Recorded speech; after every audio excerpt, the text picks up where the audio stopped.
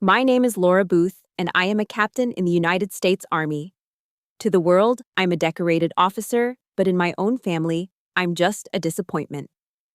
Last Christmas Eve, at my family's home in Virginia, my father, General Harrison Booth, raised his glass.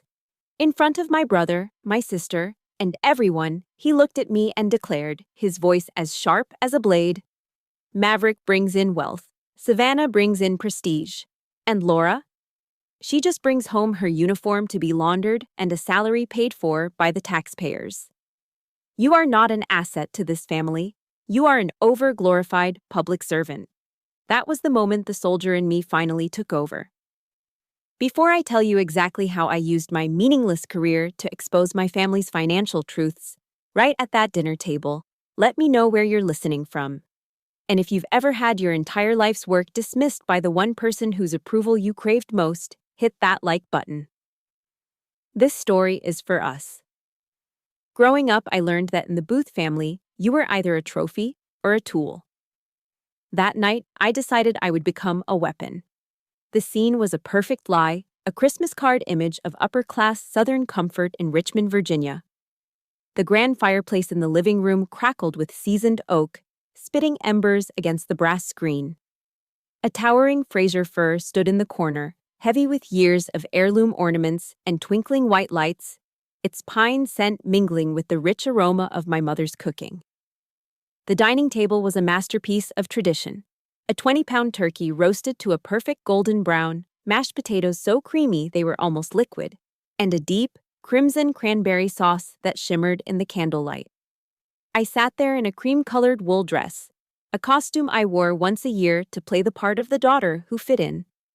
I performed my role with practiced precision. "Mom, the turkey is incredible this year. So moist," I said, and she gave me a fleeting, grateful smile. "Maverick, how is the new downtown office coming along?" I asked my brother, who was a partner at a private equity firm. "Closing deals, Laura. Big ones," he replied, not even looking up from his plate. My smile felt like a mask hardening on my face. Every year, it was the same. I was an outsider in my own home, a foreign dignitary visiting a land where I didn't speak the language of stock portfolios or charity galas. I braced myself for the inevitable comment from my father, the verbal jab that always came. It wasn't a matter of if, but when. It was an immutable law of nature in the Booth household, as certain as the sun rising in the east. The first strike came disguised as a conversation. I was making a genuine effort, trying to share a piece of my world. "I just finished an advanced data analytics course at Fort Meade," I began, feeling a small spark of pride.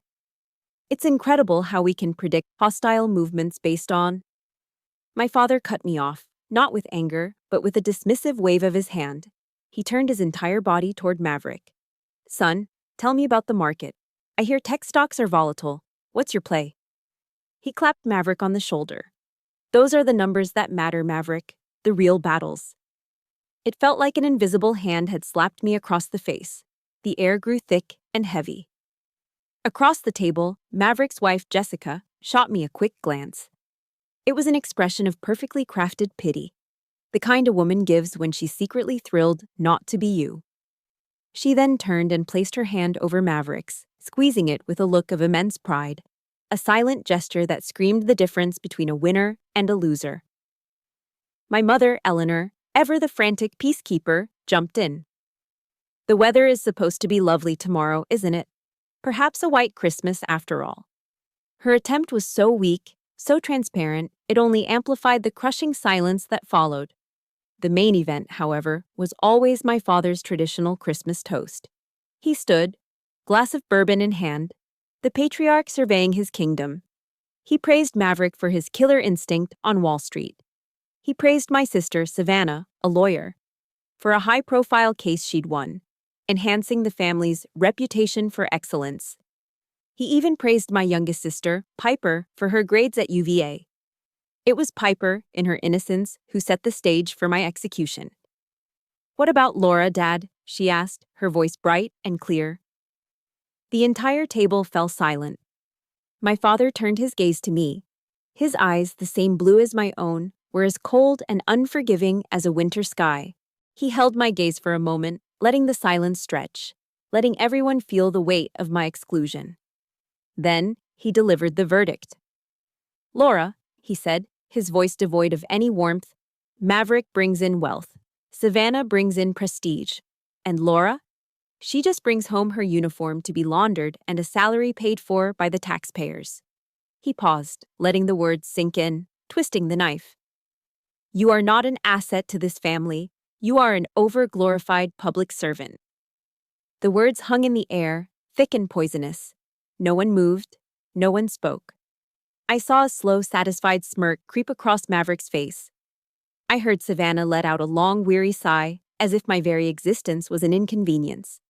My blood ran hot, rushing to my face, and a low ringing started in my ears, drowning out the crackle of the fire.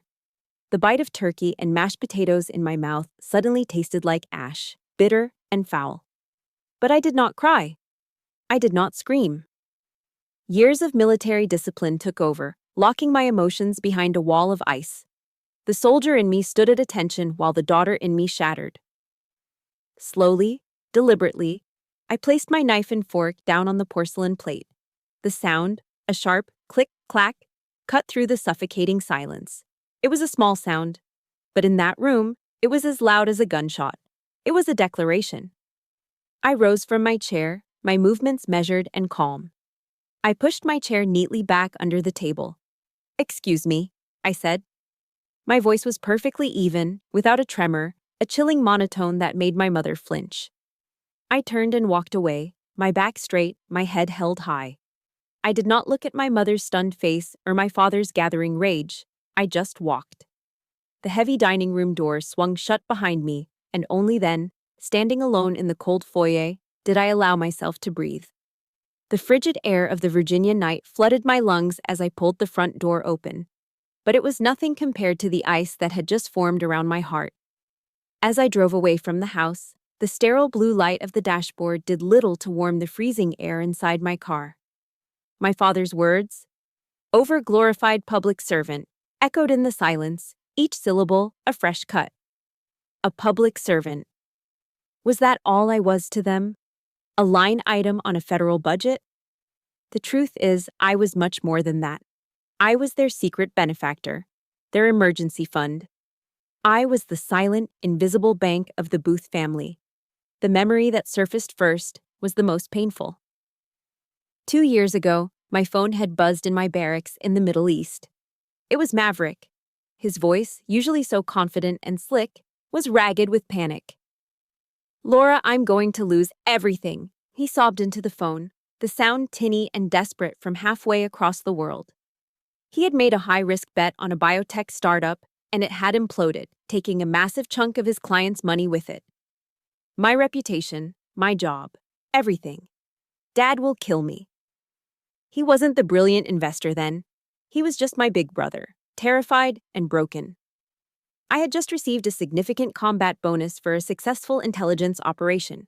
Without a second thought, I wired him nearly my entire life's savings.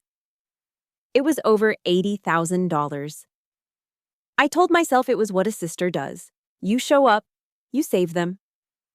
A few weeks later, I was home on leave, attending a backyard barbecue at the house. I stood by the grill, nursing a beer, and overheard Maverick holding court with his friends. He was back to his old self, smug, charming, a king in his kingdom. "The key is having a killer instinct," he boasted, puffing on a cigar. "You can't be afraid to go for the jugular." When everyone else was panicking, I saw an opportunity. Doubled down, pulled it out of the fire. He never mentioned me. He never said thank you. I was just a footnote in the story of his own genius. He had taken my sacrifice and rebranded it as his success. Then there was my father. The word public servant felt especially cruel coming from him, because he was my most consistent client. His emails never started with, "How are you?" or "Are you safe?" They were masterpieces of subtle manipulation. An email with the subject line, "Family upkeep," would arrive in my inbox. Inside, he'd write about the rising costs of maintaining the Booth family's standing in the community, or the unexpected repairs needed for the sailboat. They were never direct requests. They were statements of fact. delivered with the expectation that I would read between the lines and do my duty. And I always did. I quietly transferred the money for his country club membership dues. I paid for the new sail on his boat, the Savannah. And a week later, I'd see him quoted in an alumni magazine for the Citadel, talking about the importance of honor and self-reliance in the modern age. The hypocrisy was so profound it made my stomach turn. He was using my taxpayer-funded salary to subsidize his lifestyle, all while publicly scorning my choice to serve. And Piper, my youngest sister, she treated me less like a sister and more like an ATM with a security clearance. When she decided she needed a luxury apartment downtown that was well beyond her entry-level marketing salary, I was the one who covered the security deposit and first month's rent. It was an early birthday gift. When she wanted to backpack through Europe with her friends after graduation, I funded the trip. A Christmas present. The sharpest sting came last year. She posted a photo on Instagram, posing with a brand new designer handbag, a Celine, I think. It cost more than my monthly mortgage payment. The caption read, "Feeling so spoiled. Thank you, Mom and Dad, for always indulging your baby girl." I had worked 3 consecutive weekend duties to afford that bag for her. 3 weekends of staring at satellite imagery and writing reports, all so she could have that moment. I looked at the picture, at her smiling face, and my fingers hovered over the keyboard. I typed out a simple, hollow comment. "Looks beautiful, Pipes." My reward was a single, emotionless, like notification on my phone a few hours later. My contribution, my sacrifice, erased and credited to someone else. I remember one person seeing it all clearly. My boyfriend, Elias. He's a good man. A high school history teacher from a blue-collar family in Pennsylvania. He couldn't wrap his head around my family's dynamics.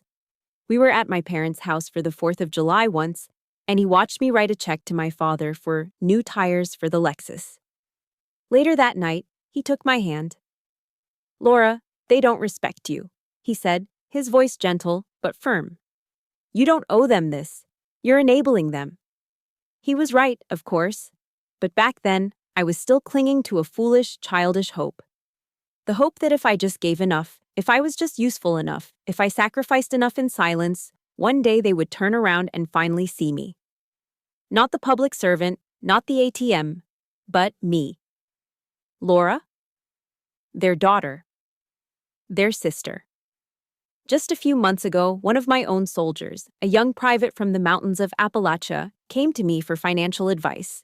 He was a kid, barely 19, and he was sending his entire paycheck home every month to support his parents and younger siblings. His only concern was how to set up the allotment so it was secure. I sat with him for an hour, helping him create a budget, showing him how to keep a small portion for himself. The pure, uncomplicated love behind his sacrifice was humbling. He was sending his money home to people who needed it, who were grateful for it. I was sending my money home to people who took it, spent it, and then despised me for earning it the way I did. Hit the like button if you've ever been the silent fixer in your family, the one everyone calls in a crisis, but no one remembers to thank. And in the comments, just type the word bank if you know what it feels like to be treated like an institution instead of a person. That Christmas night proved, with brutal finality, just how tragically wrong I had been. Hope hadn't just faded. It had been publicly executed at the dinner table. And as the cold Virginia air filled my lungs, a new, chilling question began to form in the silence of my mind. Why? Why had I allowed myself to become their private, invisible bank for all these years? The question of why I had allowed myself to become their bank haunted me for weeks. And since I didn't have an answer, I did what any soldier would do when faced with an unsolvable problem. I retreated to the fortress I knew best: my work.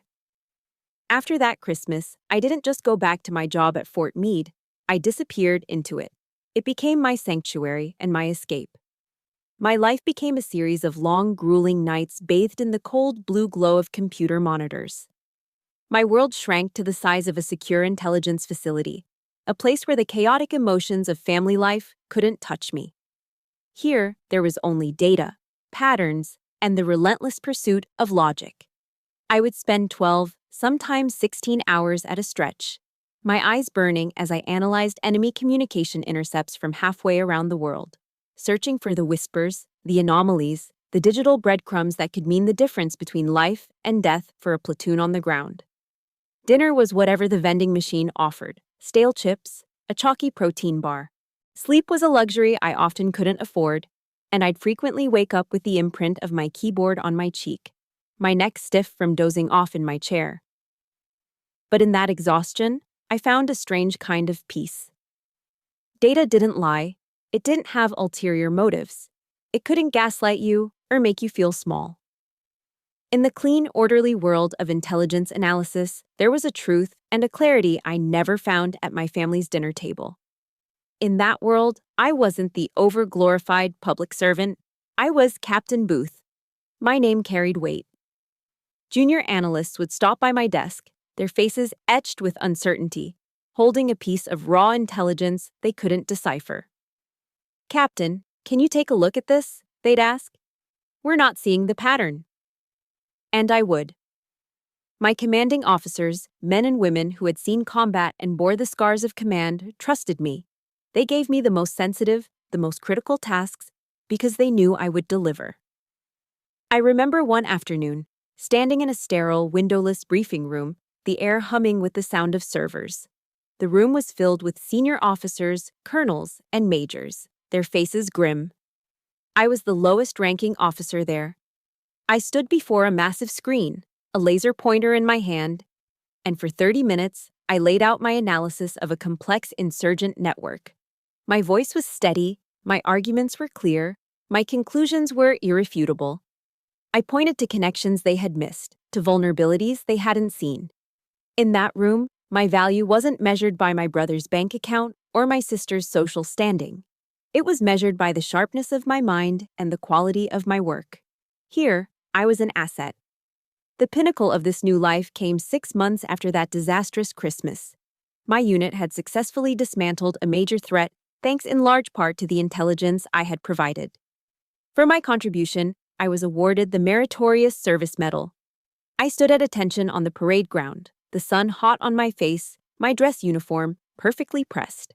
A 2-star general pinned the medal to my chest, the cool metal a heavy, solid weight. He shook my hand firmly. "Outstanding work, Captain," he said, his voice gruff with approval. My colleagues patted me on the back, offering sincere congratulations. "Well-deserved, Booth. Buy you a beer tonight." And yet, in the midst of this professional triumph, a hollow ache spread through my chest. It was a strange, disorienting emptiness. A few days before the ceremony, I had sent a simple email to my family. "Just wanted to let you know I'll be receiving a medal on Friday. It's a pretty big honor." I wasn't expecting them to fly in, but I had hoped for something. A phone call, maybe. The only reply I received was a one-line text from my mother, hours later. "That's wonderful, honey. Mom is proud of you." Nothing from my father, nothing from Maverick or Savannah. The silence from them was louder than all the applause from my peers. This medal, this tangible proof of my worth and dedication, felt strangely incomplete. It couldn't fill the void that was carved out for a family's pride. After the ceremony, my commanding officer, Colonel Miller, called me into his office. He was a quiet, weathered man who had spent 30 years in the Army, with eyes that saw more than you wanted them to. I expected a formal congratulations. Instead, he gestured for me to sit down. He leaned back in his chair, studying me for a moment. "I didn't just call you in here for the medal, Booth," he said, his voice low, "though you damn well earned it." He picked up a file from his desk. My file. "I've read your service record. West Point graduate, top of your class, distinguished service." He looked up at me. "Your father is General Harrison Booth, isn't he?" I served with him years ago. A soldier of the old guard. I just nodded, my stomach tightening. Colonel Miller leaned forward, his gaze direct and piercing. "Listen to me, Captain. Don't ever let anyone, family or otherwise, tell you that the work you do with your mind isn't important. Those soldiers in the field, the ones getting all the glory, they survive because of brains like yours back here. They go home to their families because of the battles you fight in a dark room at 2 in the morning. His words hit me harder than the metal. It wasn't pity, it was recognition. For the first time, someone had looked past the uniform and seen the soldier, had looked past my last name and seen me. He saw the quiet, lonely war I was fighting on two fronts, one for my country and one inside my own heart. It was the validation of one soldier to another, a lifeline thrown to me in a sea of indifference. It was the first time I realized that family isn't always about the blood you share, but about the values you defend together. Colonel Miller's words were a comfort, but they couldn't erase the deep chill that had settled in my bones since Christmas. For the next few weeks, I existed in a self-imposed exile. My phone would ring with calls from my mother, my sister, even Maverick, but I ignored them all. The thought of hearing their voices, pretending that nothing had happened, was more than I could bear. I was an island, and I was pulling up the bridges. Elias, bless his heart, never pushed. He saw the fortress I was building around myself and didn't try to storm the walls. Instead, he just made sure I knew he was on the other side, waiting. One evening, as we were quietly watching a movie in my small apartment, he turned to me. "Hey," he said softly. "Thanksgiving is next month.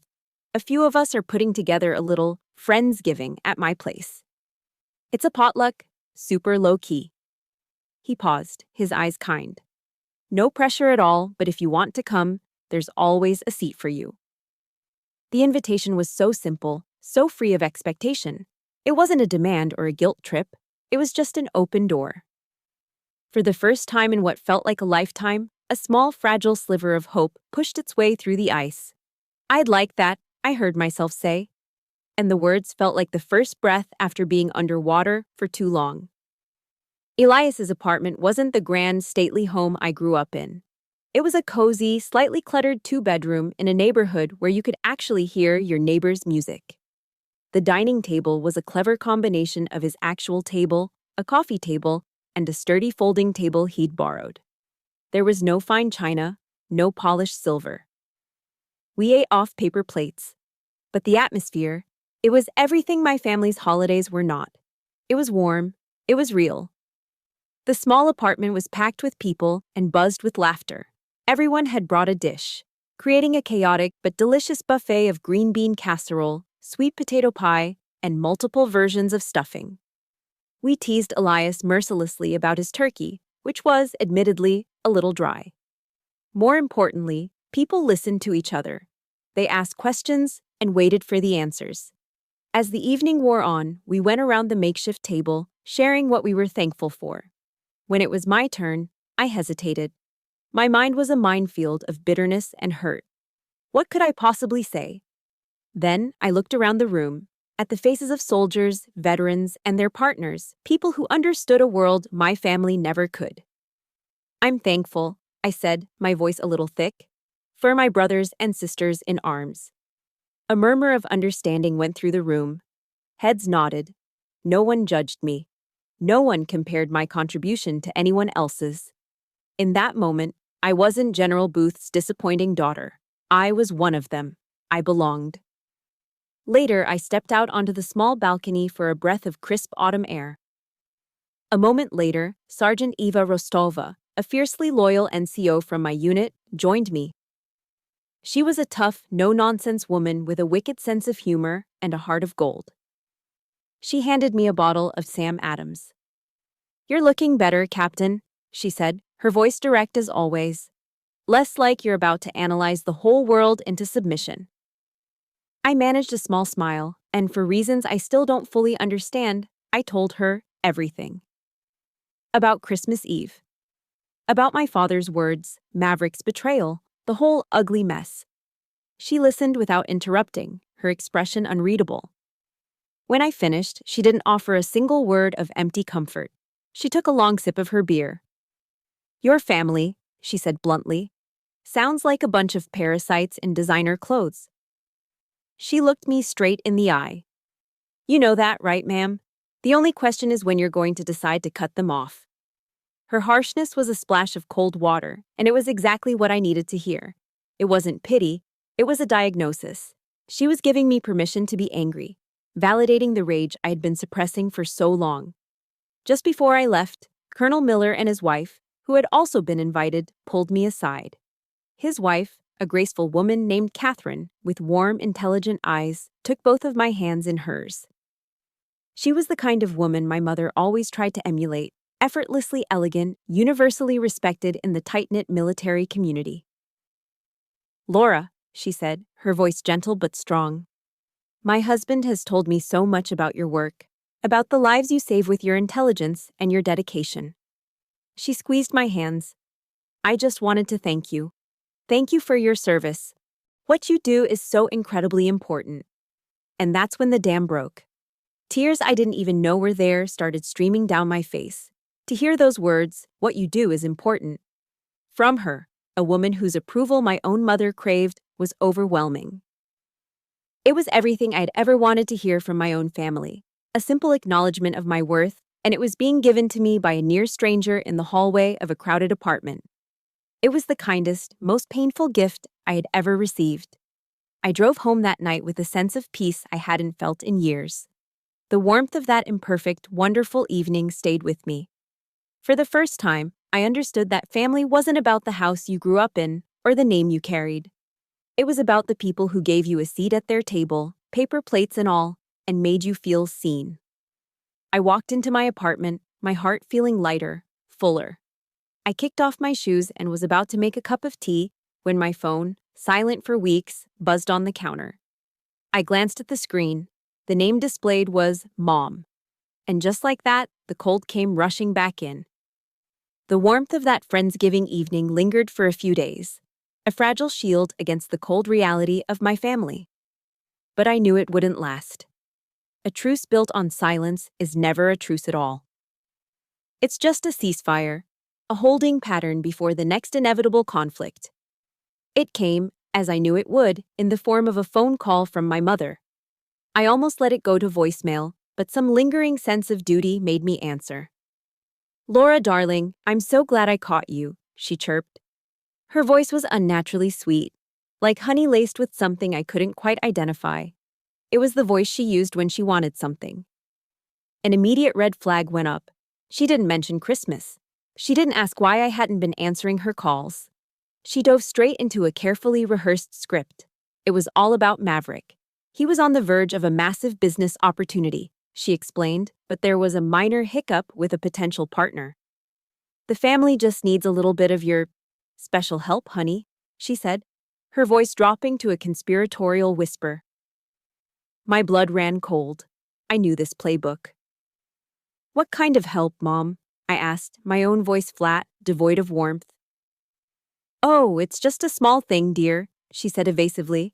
"Your father can explain it better. Let me put him on." The trap was set.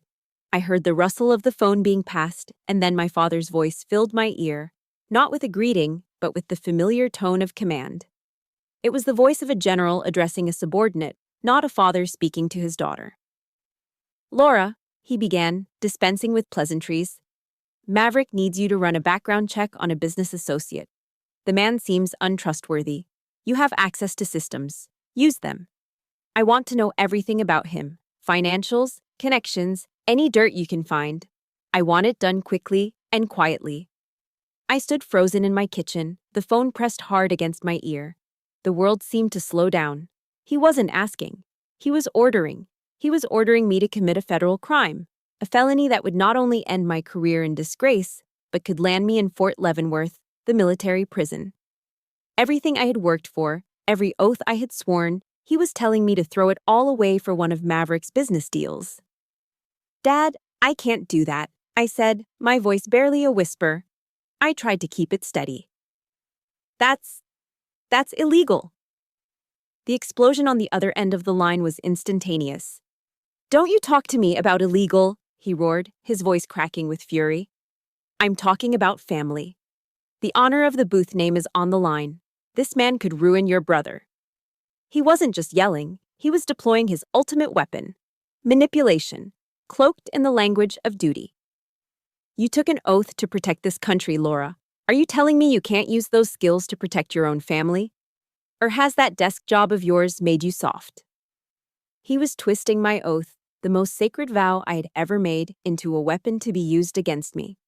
He was framing my integrity as a weakness, my refusal to break the law as a betrayal of my blood. It was a masterful, toxic, and utterly cruel maneuver. In his world, family honor was a shield to hide behind, a justification for any action, no matter how corrupt. My honor, the actual, disciplined, lawful honor I lived by every single day, was just an inconvenience to him. I took a deep breath, the anger starting to burn away the shock. My answer is no, I said, my voice clearer now, stronger. I will not abuse my position. I will not break the law for Maverick or for anyone. There was a moment of dead silence on the line. When my father spoke again, the rage was gone. It had been replaced by something far more terrifying. Ice. His voice was cold, sharp, and utterly devoid of emotion. Fine, he said, the single word dripping with contempt. If you've chosen the government over your own flesh and blood, so be it. He let the threat hang in the air for a beat before delivering the final blow. I have some old friends at the Pentagon, Laura, men who still take my calls. Let's see how far your spotless career goes when they hear that Captain Booth turns her back on her own father in his time of need. The line went dead. He had hung up. But the threat remained, echoing in the silence of my apartment. It was no longer about control. It was about destruction.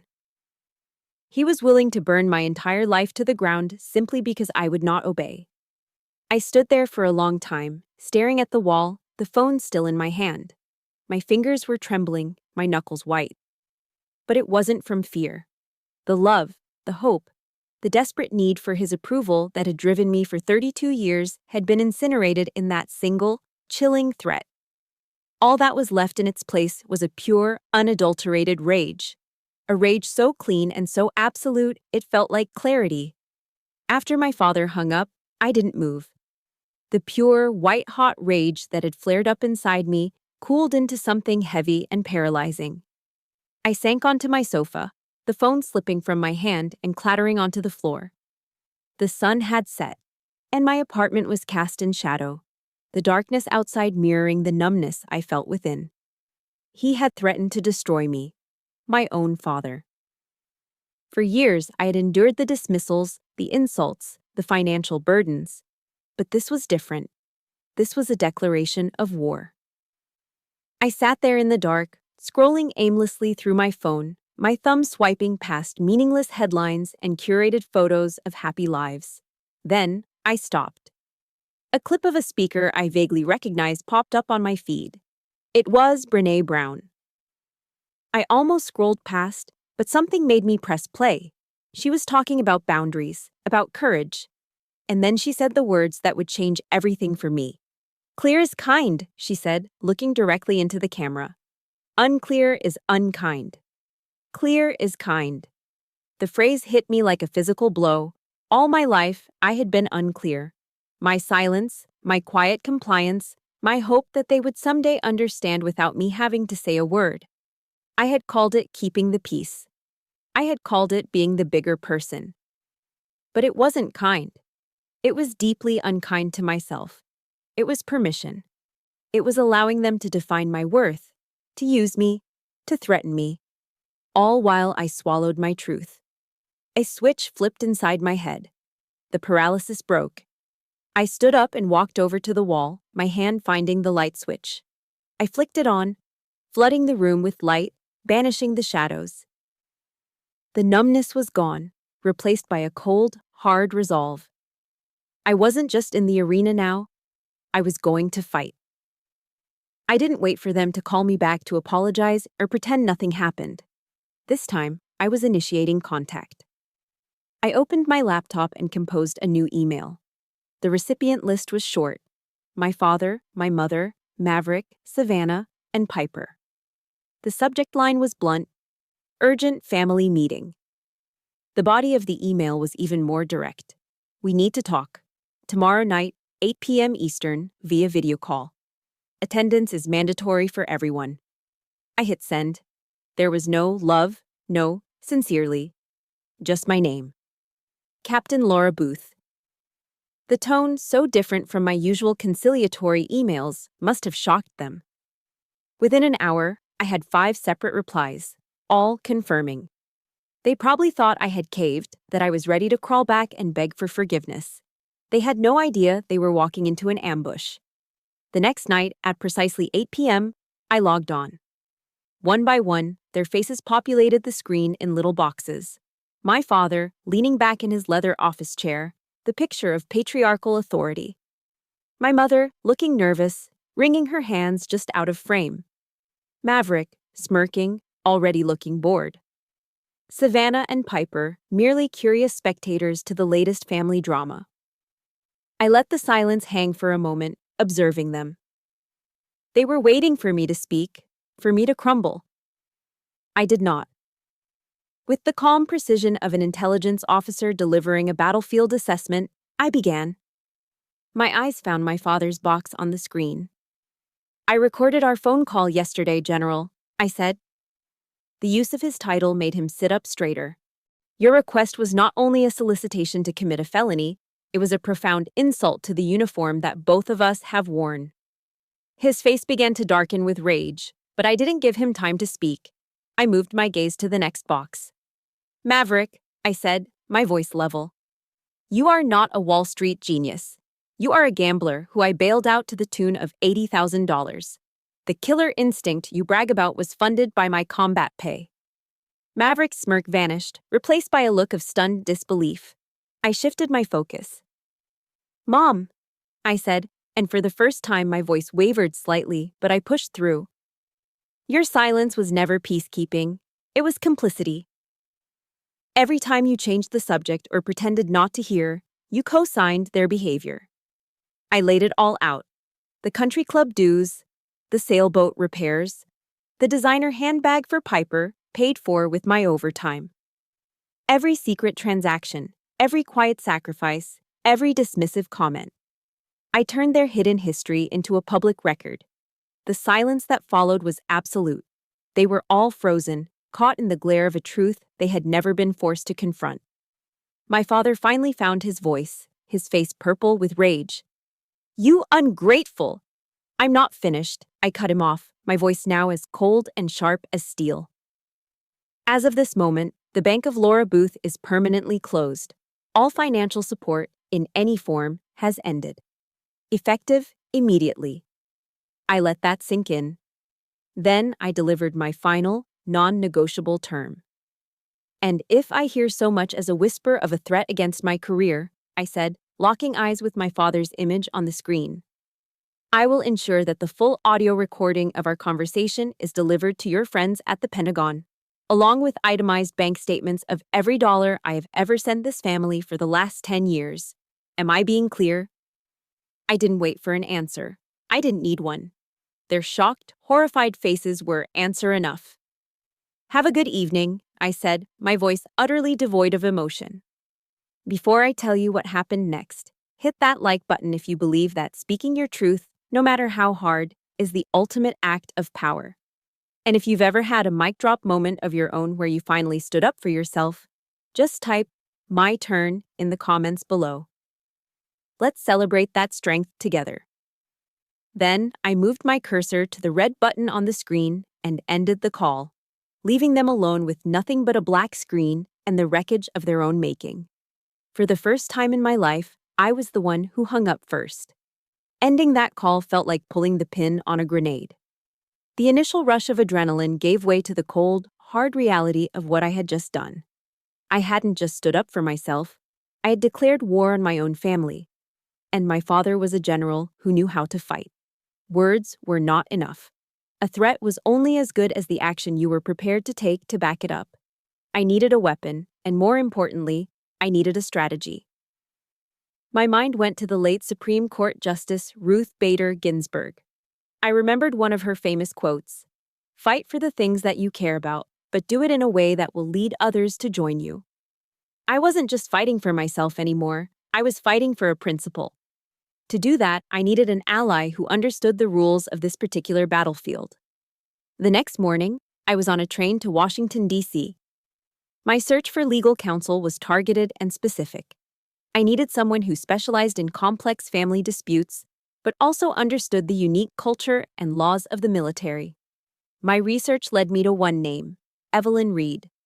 A former colonel in the Judge Advocate General's Corps, the Army's legal arm, she was now one of DC's most formidable litigators, known for her sharp mind and take-no-prisoners approach. Her office, just a few blocks from the Capitol, was sleek and modern, all glass and steel. It was intimidating, but Ms. Reed herself was not.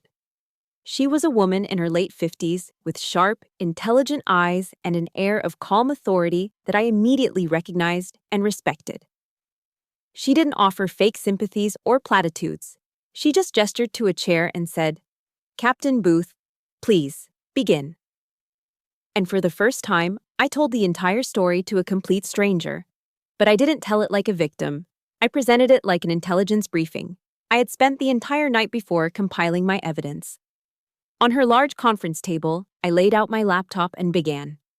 I showed her the Excel spreadsheets, meticulously organized, detailing every single financial transaction for the past 10 years. Each line item included the date, the amount, the recipient, and the stated reason.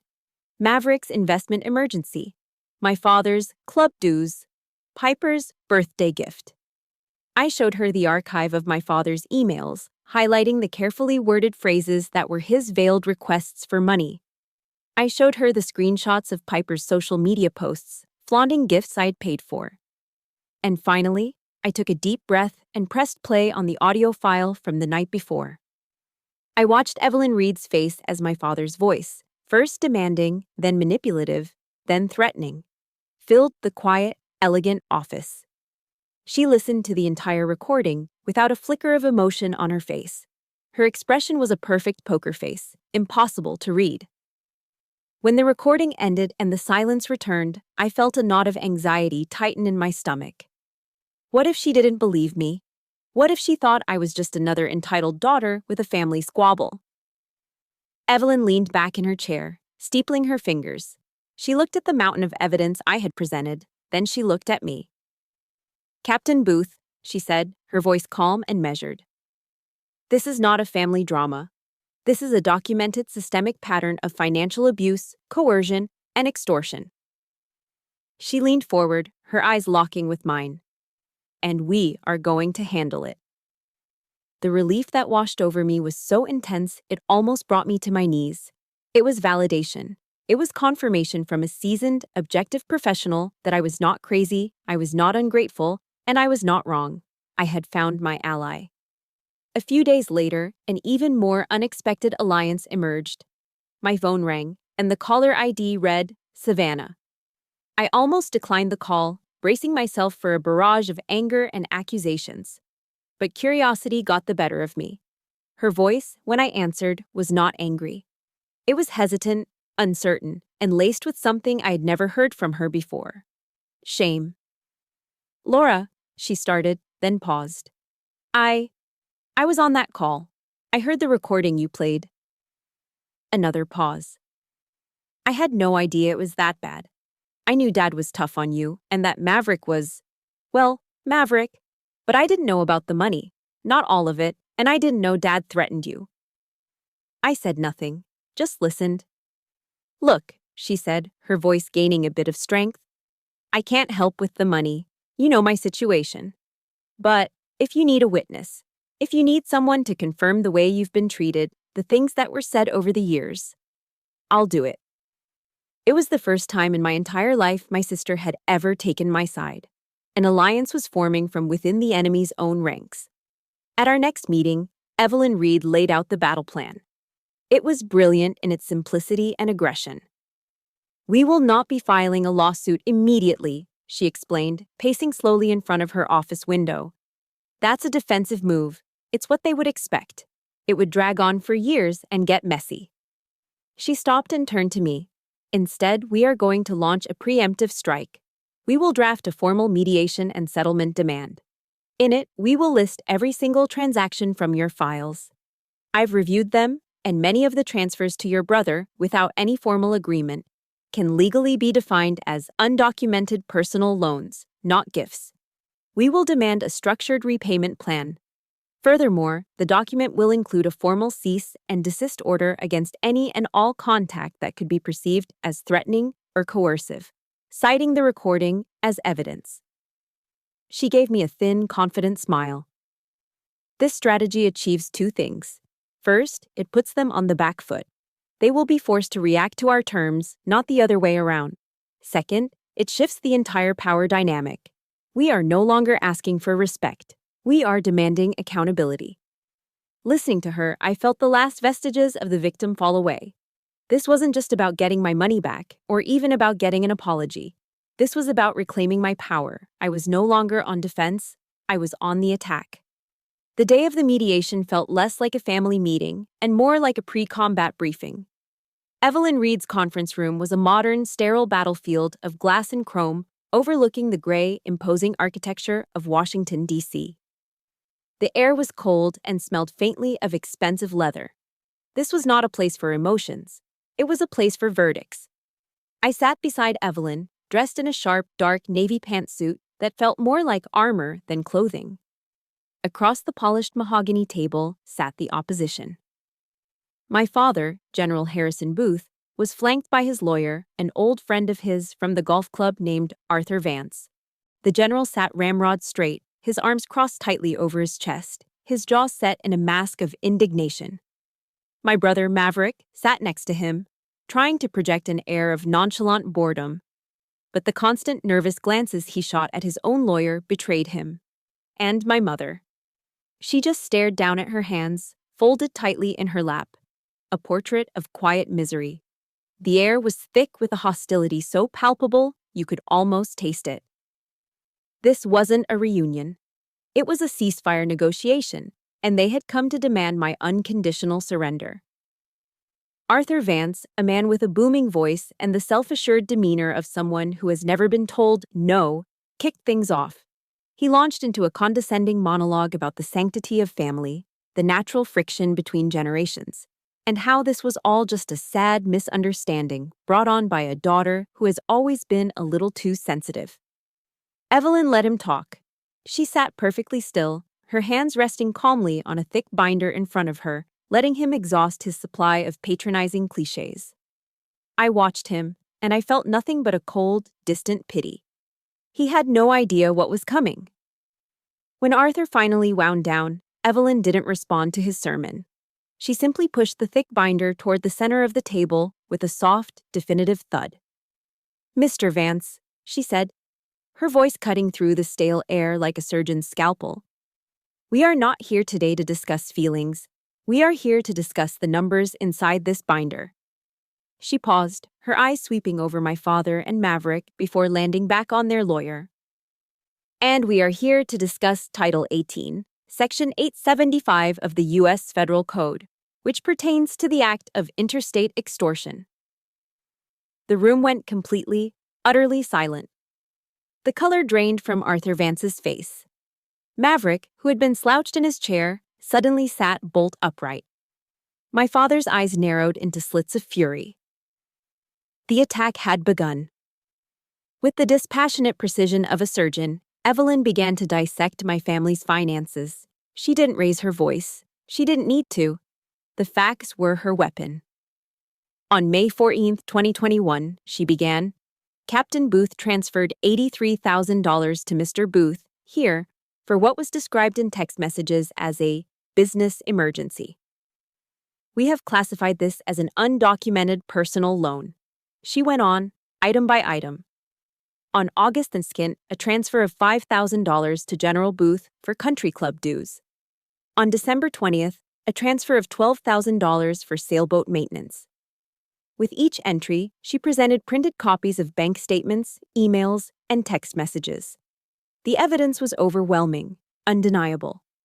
The carefully constructed facade of the powerful, self-reliant Booth family was being systematically dismantled, piece by painful piece, right before my eyes. Maverick's lawyer was now pale, whispering furiously into my brother's ear. Then Evelyn came to the final exhibit. She looked directly at my father. "And then there is the matter of the phone call on November 28th, she said calmly. She didn't play the recording. She just let the threat of it hang in the air, in which a demand was made for a serving military officer to commit a felony, followed by a direct threat to her career upon her refusal. We have that recording, of course. That was the breaking point. The general's iron self-control finally shattered. He slammed his hand down on the mahogany table, the sound echoing like a gunshot in the silent room. He shot to his feet, his finger jabbing through the air, aimed at me. "She owes us!" he roared, his face a mask of purple rage. "Everything she is, everything she has is because of the Booth name. We made her." The room held its breath. This was it. The final desperate stand of a falling tyrant. Evelyn Reed didn't flinch. She slowly raised her eyes from her papers and met my father's furious gaze. Her voice, when she spoke, was still calm, but it carried the weight of absolute victory. "On the contrary, General," she said, the formal title a deliberate, professional courtesy that was also a subtle insult. "According to our calculations, the Booth family is, in fact, indebted to Captain Booth for the precise amount of $273,450, excluding interest." She let the number settle in the room, a bomb that had just detonated in silence. "We are not, however, asking for full repayment," she continued smoothly.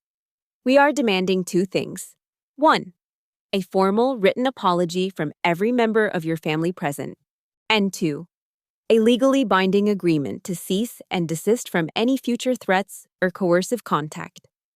She leaned back, her work done. "Or," she concluded, her voice dropping ever so slightly, "we can simply see you in federal court." The silence that followed was the loudest sound I'd ever heard. It was the sound of a king being checkmated, the sound of power shifting, the sound of my own chains, finally, breaking. It was the sound of winning. Leaving Evelyn Reed's office that day, I expected to feel triumphant, elated, vindicated. Instead, I just felt empty. The adrenaline of the confrontation drained away, leaving behind a profound and hollow exhaustion. Elias was waiting for me in the lobby, and when he saw my face, he didn't ask if I'd won.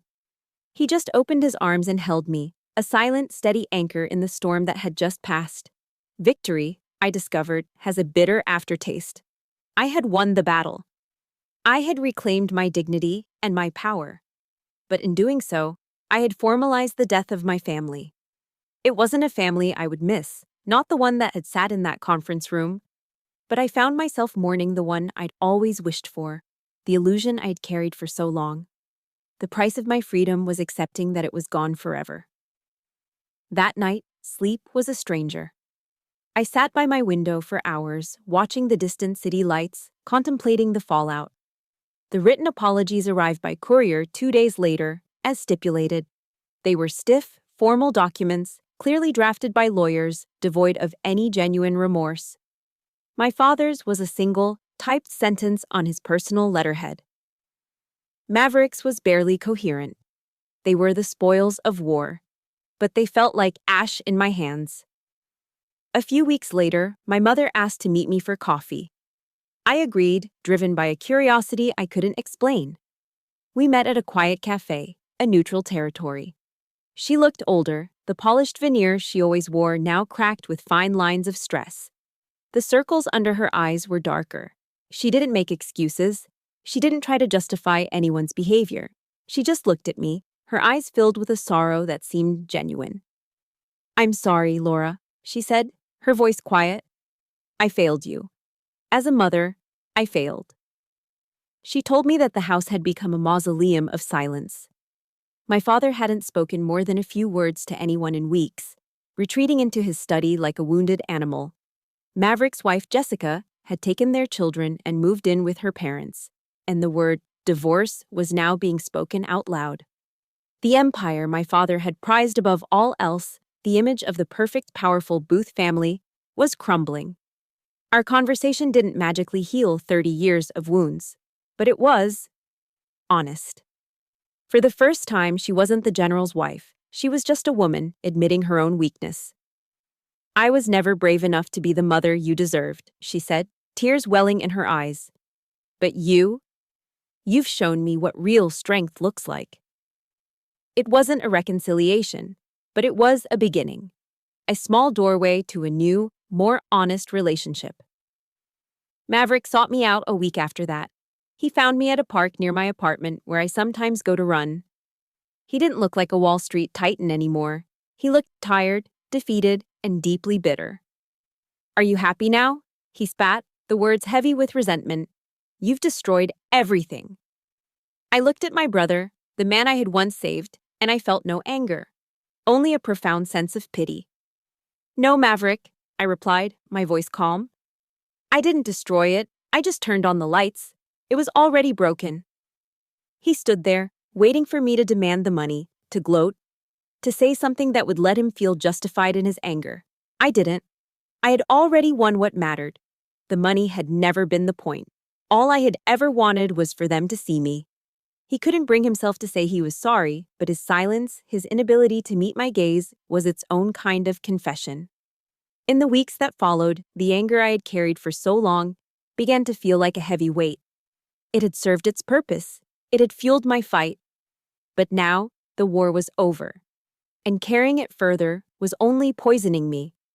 I started reading about Nelson Mandela, about how he had found it in himself to forgive his captors after decades of imprisonment. I came across a quote from him that lodged itself in my heart.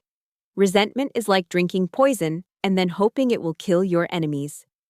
I realized then that my final battle wasn't with my family. It was with myself. The anger was my prison now, and I was the only one holding the key. One quiet Sunday afternoon, I sat down at my desk with a pen and a single sheet of paper. I began to write a letter. "Dear Dad," I wrote. I wrote about the little girl who had idolized him, who had joined the army just to feel a fraction of his pride. I wrote about the pain of being perpetually invisible, of having my life's work dismissed as a novelty. I wrote about the phone call, the threat, and the moment he broke what was left of my heart. And then, I wrote the hardest words of all. "I forgive you." I wasn't writing them for him. He would never see this letter. He didn't deserve the peace these words might offer. I wrote them for me. I forgave him for his weakness, for his inability to love a daughter who didn't fit into his narrow definition of success. I forgave him for the expectations he had crushed me with. I forgave him because I deserved to be free. And finally, I wrote one last line. "And I forgive myself for taking so long to learn my own worth." I folded the letter, sealed it in an envelope with no address, and placed it in a box in the back of my closet. I didn't burn it. It wasn't something to be destroyed. It was a monument. A quiet paper monument to the war I had survived and the peace I had finally, painstakingly, built for myself. It's Christmas Eve again, 1 year later. But this is not the same world, and I am not the same woman. Elias and I are in our own apartment, a warm, bright space that feels like us. A small, fragrant balsam fir stands in the corner, decorated not with heavy heirlooms of a past I don't claim, but with simple wooden ornaments and lights that we chose together. The soft, mellow notes of a Vince Guaraldi Trio album play from a small speaker, and the air is thick with the sweet, spicy scent of the gingerbread cookies we've just pulled from the oven. There is no tension, no judgment. There is only a quiet, easy peace. Elias, now my fiancé, comes up behind me and wraps his arms around my waist, resting his chin on my shoulder. We stand there for a moment, just watching the lights on the tree blink. It's a simple moment, but it feels more real, more profound than any of the grand, hollow Christmases of my past. My phone buzzes on the kitchen counter. For a split second, an old ghost of anxiety flickers within me, a muscle memory of dread. But it vanishes as quickly as it came. I pick it up. It's a video call from my mother. I answer, and her face appears on the screen, smiling. Behind her, I can see Savannah and Piper, their hands dusted with flour, laughing as they decorate cookies at her kitchen island. "Merry Christmas, you two," my mother says, her voice bright and genuine. "Merry Christmas, Mom," I reply, and Elias echoes the sentiment. We chat for a few minutes, a light, easy conversation about the weather and cookie recipes. It's not a long call. It's not a deep call. But it's real. My father and Maverick are not there. Some rifts are too deep to ever fully close. But the relationship I have now with my mother and sisters is a new one, built on honesty and carefully respected boundaries. It isn't perfect, but it's true. Before she hangs up, my mother shares a small story. She tells me that my father has recently been reading books about modern warfare and intelligence. She said she found him one evening in his study, staring into the fire. He turned to her and mumbled, almost to himself, "That work Laura does. It's more complicated than I thought." It wasn't an apology. It wasn't meant for me to hear. But coming from a man like General Harrison Booth, it was a tectonic shift. A year ago, those words would have been everything to me. Now, hearing them secondhand, I just smile. I don't need his validation anymore, but I'm glad, for his sake, that he's found some small measure of understanding. A few months ago, I stood on a stage, my own promotion ceremony. The silver oak leaf of a major was pinned to my uniform. After the official proceedings, I was unexpectedly asked to say a few words to the younger officers in attendance. Standing at that podium, looking out at their young, eager faces, I didn't talk about strategy or geopolitics. I talked about a different kind of war. Integrity, I began, my voice clear and steady, is not just something you practice on the battlefield. It begins long before that. It begins in your own home. It begins with the lines you refuse to cross and in how you allow others to treat you. I didn't use any names. I didn't have to. "Never let anyone," I said, making eye contact with a young female lieutenant in the front row, "no matter their rank or their bloodline, define your worth. Your value is not determined by their approval. It is forged in your own commitment to honor, to truth, and to the oath you swore." When I finished, there wasn't immediate applause. There was a moment of profound, respectful silence. Then, the room erupted in a wave of applause that felt more meaningful than any medal I'd ever received. In that moment, I realized I'd found my true voice, not just as a soldier, but as a leader. The story ends here, on a quiet autumn afternoon. Elias and I are walking hand in hand through a park in DC, the leaves crunching under our feet, the air crisp and clean. The setting sun paints the sky in shades of orange and purple. My father wrote his will for me on that Christmas Eve 2 years ago. It was a verbal last will and testament that left me with nothing, that wrote me out of the family legacy. But in the aftermath of that war, I finally wrote a will of my own. It isn't written on paper, and there are no assets to divide. My legacy isn't in stocks or property. My legacy is the peace I fought to win. My legacy is the strength I found to say no. And my legacy is the unwavering belief that the worth of a soldier, of a daughter, of any human being, is not given to you by others. It is, and always has been, something that comes from within. And to you, for walking this path with me, thank you. My story has reached its peaceful new beginning, but I know it's just one of many out there. My father's will was about what I wasn't.